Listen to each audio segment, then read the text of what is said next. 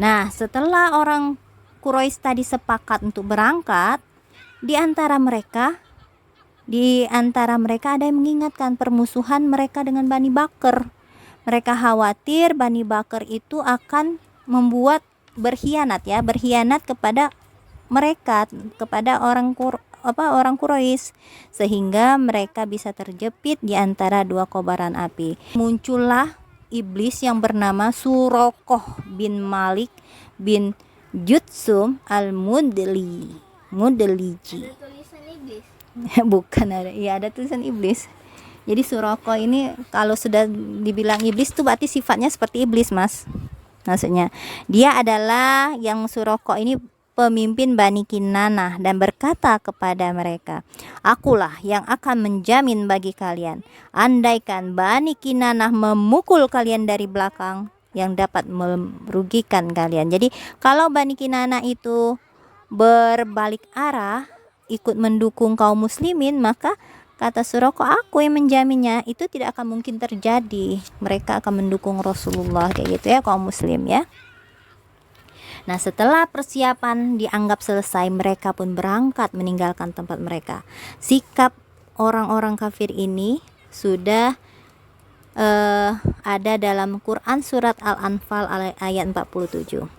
Batarau wari'a annas wa yasudduna an sabilillah, dengan rasa angkuh dan dengan maksud riya kepada manusia serta menghalangi orang dari jalan Allah. Jadi ayat ini menggambarkan apa yang terjadi pada orang-orang Quraisy ya. Orang-orang Quraisy itu angkuh terhadap apa yang telah mereka lakukan.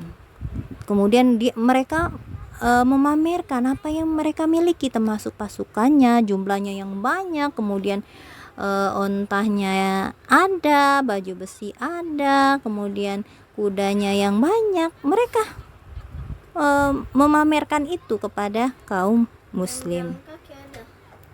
Ini pasti ada, tapi nggak disebutin ya di sini ya. Nah, mereka pergi membawa kemurkaan dan kedengkian terhadap Rasulullah dan para sahabat. Kemudian itu ya, mereka itu ingin menyelamatkan kafilah dagang mereka. Jadi mereka itu berperang karena merasa iri, merasa marah dengan apa yang dilakukan oleh Rasulullah terhadap kafilah dagang Quraisy ya. Dan dengan melakukan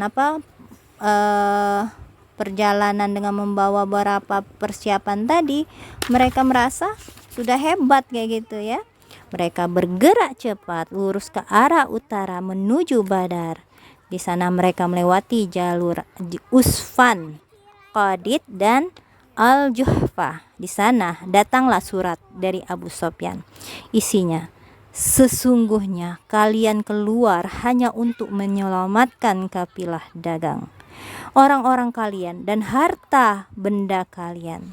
Allah telah menyelamatkan semuanya, karena itu lebih baik kembalilah.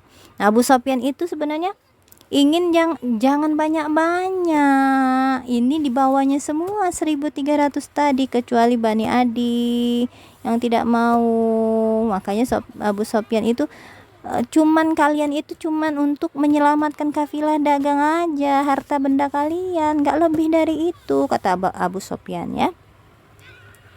Nah, seperti yang dikatakan Abu Sufyan tadi ya, yang tadinya dia mengambil jalur utama menuju ke Mekah, Abu Sufyan tadi yang tadinya ingin mengambil jalur utama ke Mekah, kemudian mendekati Badar. Nah, mendekati Badar, tempatnya Badar ini ya, dia mendahului rombongan hingga bertemu dengan Majdi bin Amr dan menanyakan pasukan Madinah kepadanya. Ini jawaban Mahdi. Aku tidak melihat seorang pun yang dicurigai. Hanya saja tadi kulihat ada orang penunggang yang berhenti di bukit itu. Setelah mengisi kantong air, Abu Sufyan pun pergi. Abu Sofyan segera mendatangi tempat menderumnya onta 2 orang yang disebut Majdih tadi. Jadi Abu Sofyan dan Majdih tadi mendekati tempat yang dikatakannya tadi, lalu meneliti kotoran unta tadi yang ternyata di sana ada biji-bijian yang masih utuh. Dia berkata, demi Allah, ini adalah makanan hewan dari Yasrib. Bisa Mas jadi menentukan makanan apa, kemudian kapan ininya berlalunya, bisa dengan melihat kotorannya. Secepat itu pula dia kembali menemui kafilahnya dan mengalihkan arah perjalanannya menuju barat, menuju pesisir pantai. Tidak jadi mengambil jalan pokok yang melewati Badar, tepatnya ke arah kiri. Dengan cara itu, kafilah Abu Sofyan bisa selamat dari hadangan pasukan Madinah. Lalu dia mengirimkan surat kepada pasukan Mekah yang sudah tiba di Al-Juhfa. Setelah menerima surat itu, terbesitlah keinginan pasukan Mekah untuk kembali. Tapi dengan sikap yang angkuh dan sombong, Abu Jahal berkata, demi Allah, kita tidak akan kembali kecuali setelah tiba di Badar. Kita akan berada di sana selama 3 hari sambil menyembelih hewan, makan besar, menegak Arab, dan para biduanita menyanyi untuk kita. Biar semua bangsa Arab mendengar apa yang sedang kita lakukan dan perjalanan kita, hingga mereka senantiasa gentar menghadapi kita. Nah, itu Abu Jahal pikirannya.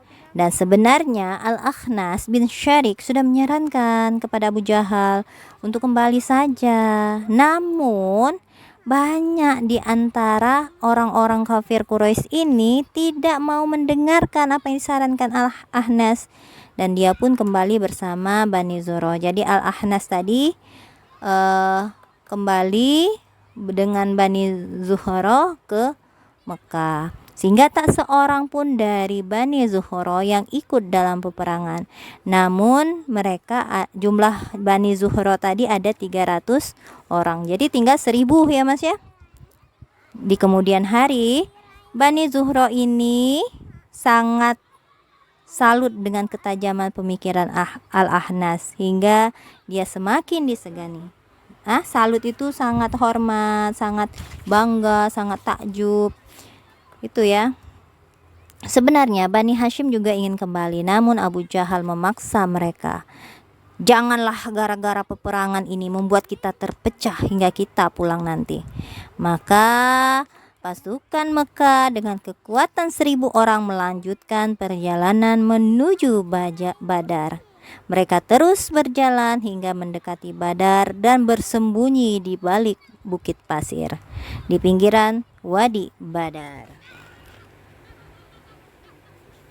Nah, jadi itulah yang telah terjadi menjelang peperangan, dan persiapan mereka memang luar biasa ya.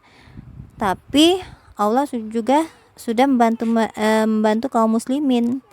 Kayak tadi tidak diketahui bahwa pasukan Islam itu sudah mengintai mereka, walaupun masih harus waspada orang Quraisy. Tapi ternyata itulah yang membuat perpecahan antara salah satu kaum, yaitu kaum apa tadi?